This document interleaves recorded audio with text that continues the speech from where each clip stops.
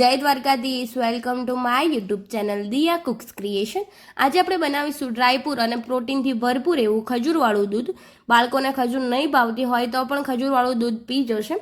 ખજૂરવાળું દૂધ બનાવવા માટે મેં અહીંયા સૌથી પહેલાં એક મિક્સર બાઉલ લીધું છે। તેની અંદર લગભગ અહીંયા મેં 10 થી 12 જેટલી ખજૂર ઠળિયા કાઢીને લઈ લીધી છે। તેને મેં એકદમ સરસ રીતે વોશ કરી લીધી છે, કારણ કે ખજૂરવાળા દૂધની અંદર ખજૂર થોડી વાર દૂધની અંદર ઓગળે ત્યારે દૂધ આપણું ફાટી જતું હોય છે, કારણ કે તેની ઉપર પાવડર રહેલો હોય છે, જેના કારણે આપણું દૂધ થોડીક વારમાં જ ફાટી જાય છે। જેથી કરીને તેને સરસ રીતે મેં અહીંયા વોશ કરીને લઈ લીધી છે। અને હવે આપણે ખજૂરને સારી રીતે બાઉલની અંદર એડ કરી દઈશું। અને હવે તેની અંદર મેં અહીંયા 10 જેટલા કાજુ લીધેલા છે અને અહીંયા 10 નંગ જેટલી મેં અહીંયા બદામ લીધેલી છે। તમે બદામને પલાળીને તેના છોતરા પણ ઉખાડીને લઈ શકો છો, પરંતુ મેં અહીંયા તેની છાલ સાથે જ લીધેલી છે। તેને એડ કરી દઈશું બાઉલની અંદર।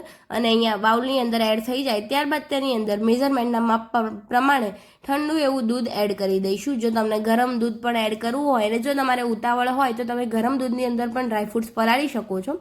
મેં અહીંયા ઠંડા દૂધની અંદર જ પલાળેલા છે। તેને મિક્સ કરીને 10 થી 15 મિનિટ માટે તેને પલાળવા માટે મૂકી દઈશું। અને હવે મેં અહીંયા દૂધ બનાવવા માટે જાડા તળિયાવાળી કઢાઈ લઈ લીધી છે। જો કઢાઈ ન લેવી હોય તો તમે તપેલી પણ લઈ શકો છો, પરંતુ જાડા તળિયાવાળું વાસણ લેવું, જેથી કરીને તે દાઝશે નહીં।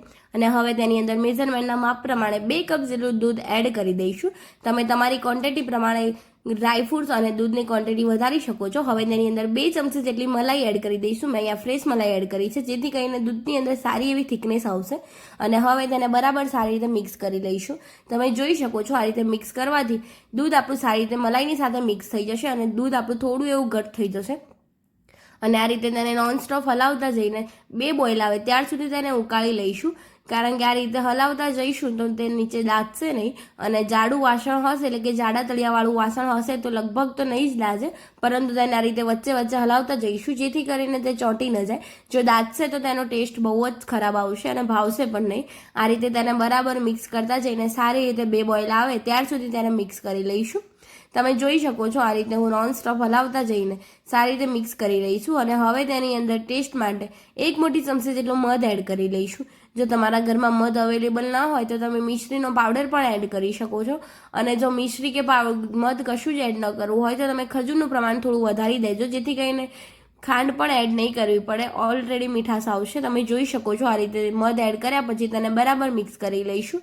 અને દૂધની અંદર 1 બોઇલ આવી ગયો છે। આ રીતે તેને મિક્સ કરતા જઈને સારી રીતે 2 બોઇલ આવે ત્યાર સુધી તેને ઉકાળી લઈશું, જેથી કરીને દૂધ આપણું થોડું ઘટ થશે અને સારો એવો ટેસ્ટ આવશે। તમે જોઈ શકો છો આ રીતે બરાબર મિક્સ કરતા જઈને આપણા દૂધની અંદર સારા એવો 2 બોઇલ આવી ગયા છે। અને 2 બોઇલ આવ્યા પછી તમે દૂધની થિકનેસ જોઈ શકો છો, થોડી એવી થીક થઈ ગઈ છે। અને આ રીતે જેની સાઈડમાં જે મલાઈ ચોટે છે તેને પણ ઉખાડી લઈશું। અને અહીં આપણું બીજો બોઇલ આવી ગયો છે। હવે જે દૂધની અંદર ડ્રાયફ્રૂટ્સ પલાળી રાખ્યા હતા તે ડ્રાયફ્રૂટ્સને આપણે દૂધ સાથે એડ કરી દઈશું, એટલે કે અહીંયા દૂધની ક્વોન્ટિટી પણ થોડી વધી જશે, તમે જોઈ શકો છો। અને આ રીતે ફરી તેને મિક્સ કરી લઈશું, કારણ કે આપણું દૂધ પેલું પલાળેલું દૂધ ઠંડુ હતું અને આ દૂધ થોડું ગરમ હતું, જેથી કરીને તેને મિક્સ કરી લઈશું, જેથી કરીને બંને સારી રીતે સરખા ટેમ્પરેચરની અંદર સેટ થઈ જાય। અને આ રીતે બરાબર મિક્સ કરીને 1 બોઇલ આવે ત્યાર સુધી ઉકળવા દઈશું, જેથી કરીને આપણા ડ્રાયફ્રૂટ સારા એવા સોફ્ટ થઈ જશે। તમે જોઈ શકો છો આ રીતે ગરમ દૂધની અંદર એડ કરી ફરી 1 બોઇલ આવે ત્યાર સુધી બોઇલ કરીશું। અને આ રીતે જે મલાઈ આવે છે તેને આપણે ઉખાડીને લઈ લઈશું, જેથી કરીને દૂધ આપણું થોડું એવું વધારે પડતું થીક થશે અને તેનો ટેસ્ટ બહુ જ ક્રીમી એવું સારો આવશે ટેસ્ટ। તમે જોઈ શકો છો અહીંયા 1 બોઇલ આવી ગયો છે। હવે તરત જ આપણે ગેસ સ્ટવ ઓફ કરી દઈશું અને ગેસ સ્ટવ ઓફ કર્યા બાદ જ તેની ઉપર આ રીતે આપણે ગ્રાઇન્ડર ફેરવીશું। જો ચાલુ ગેસની અંદર તમે ગ્રાઇન્ડર ફેરવશો તો ગ્રાઇન્ડરની અંદરથી છાંટા ઉઠશે અને તમે બળી પણ શકો છો।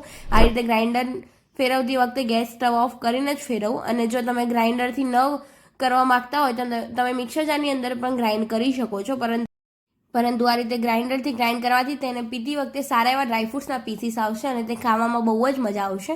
તમે જોઈ શકો છો એકદમ પરફેક્ટ થિકનેસ સાથે અને બહુ જ સરસ એવા કલર સાથે આપણો ખજૂરવાળું દૂધ તૈયાર થઈ ગયું છે। અને તેને આપણે સર્વિંગ પ્લેટની અંદર સર્વ કરતી વખતે તમે થોડું ઠંડુ કરીને પણ સર્વ કરી શકો છો અને ગરમ ગરમ પણ સર્વ કરી શકો છો। જો બાળકોને મિલ્ક શેક પીવો હોય તો તમે તેને ફ્રીજમાં મૂકીને ઠંડુ પણ તમે સર્વ કરી શકો છો। બાળકો એકદમ ઇઝીલી અને એન્જોય કરીને પીશે। હું તમને ગેરંટી આપું છું, બાળકો ખજૂર નહીં ખાતા હોય તો પણ ખજૂરવાળું દૂધ એન્જોય કરીને પીશે। અને હવે તેને આપણે આ રીતે પિસ્તા અને બદામની કતરનથી સર્વ કરી લઈશું, એટલે કે ગાર્નિશિંગ કરી લઈશું। તમે જોઈ શકો છો અને અહીંયા આપણી સર્વિંગ પ્લેટ પણ સર્વ થઈને તૈયાર થઈ ગઈ છે। બહુ જ સરસ એવું ટેસ્ટી ખજૂરવાળું દૂધ તૈયાર થઈ ગયું છે. એકવાર જરૂર ટ્રાય કરજો. જો તમને મારી આ રેસીપી ગમી હોય તો લાઇક કરજો, શેર કરજો અને કમેન્ટ કરજો. કમેન્ટ બોક્સમાં મને જરૂર જણાવજો કેવું લાગ્યું મારી આ રેસીપી. અને હા, મારી ચેનલ પર જો નવા હોય તો ચેનલને સબસ્ક્રાઇબ કરી દેજો અને બેલ આઇકન જરૂર દબાવજો. જો તમે મારી ચેનલને ફેસબુક પેજ પરથી જોતા હોય તો મારા ફેસબુક પેજને પણ ફોલો કરી દેજો અને વિડીયોને લાઇક કરી દેજો, જેથી કરીને મારી અવનવી રેસીપી તમને સૌથી પહેલાં જોવા મળે. મળીએ કોઈ નવી રેસીપી સાથે. ત્યાર સુધી બધાને જય દ્વારકાધીશ, જય શ્રી કૃષ્ણ. અહીંયા સ્ક્રીન પર મારી ચેનલની બીજી પણ રેસીપી જોવા મળતી હશે, તેને ક્લિક કરીને તમે બીજી પણ રેસીપી જોઈ શકો છો.